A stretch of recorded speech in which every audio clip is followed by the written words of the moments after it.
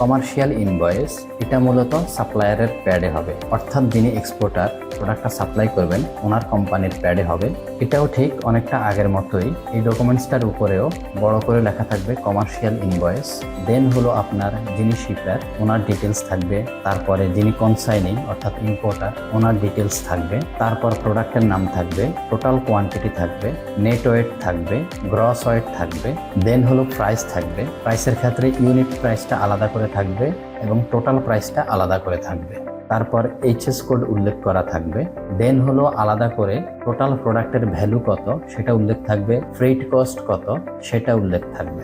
এছাড়াও LC number, LC date, proforma ইনভয়েসের number, proforma ইনভয়েসের ডেট, এই ইনফরমেশনগুলো উল্লেখ থাকবে। তার পাশাপাশি নোটিফিকেশন পার্টি হিসেবে ব্যাংকের ডিটেলস থাকবে। এই প্রত্যেকটা ইনফরমেশন দিয়েই মূলত কমার্শিয়াল ইনভয়েসটা তৈরি হয় এবং সর্বশেষ কোম্পানির যিনি অথরাইজড পারসন আছেন ওনার সাইন এবং কোম্পানির সিল থাকবে। এই সাইন এবং সিল দিয়েই এই ডকুমেন্টসটা ভ্যালিড হবে।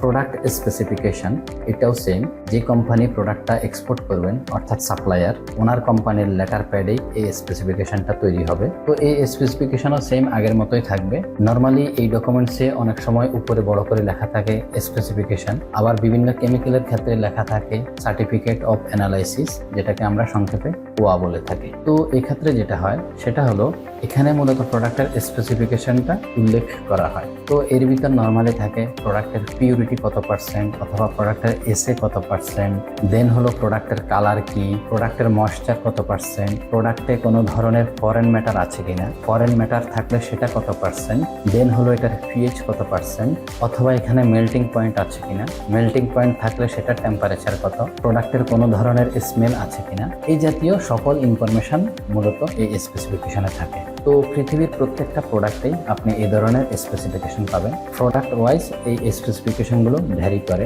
লাইক আপনার কেমিক্যালের স্পেসিফিকেশন হবে একরকম, ফুড প্রোডাক্ট এগুলোর স্পেসিফিকেশন হবে একরকম, অথবা আপনার কমার্শিয়াল যে আইটেমগুলো আছে এই আইটেমগুলোর স্পেসিফিকেশন হবে আরেক রকম। বাট কোনো না কোনো স্পেসিফিকেশন অবশ্যই থাকবে, কেননা পৃথিবীর প্রত্যেকটা প্রোডাক্টই কোনো না কোনো ম্যাটেরিয়ালস দ্বারা তৈরি হয় এবং এই ম্যাটেরিয়ালসগুলোর একটা ক্যারেক্টারিস্টিক্স থাকে। এই জন্যই আপনি মূলত প্রত্যেকটা প্রোডাক্টেরই স্পেসিফিকেশন পাবেন।